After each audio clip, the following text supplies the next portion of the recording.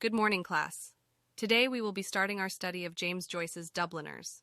This collection of short stories is considered one of the most important works of modernist literature, and it is widely regarded as a masterpiece of the genre. Before we dive into the stories themselves, let's take a moment to consider some background information about the book and its author. James Joyce was born in Dublin in 1882, and he spent much of his life exploring the city and its people through his writing.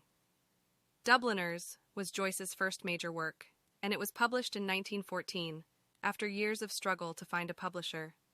The collection consists of 15 stories, each of which focuses on a different character or situation in Dublin.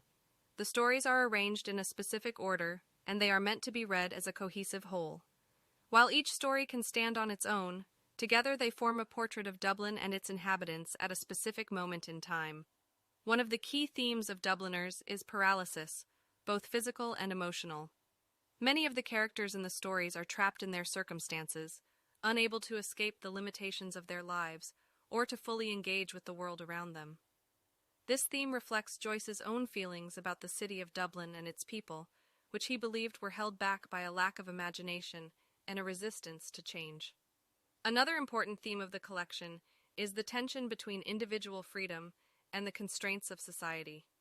Many of the characters in Dubliners are struggling to find their place in a society that is dominated by tradition and conformity.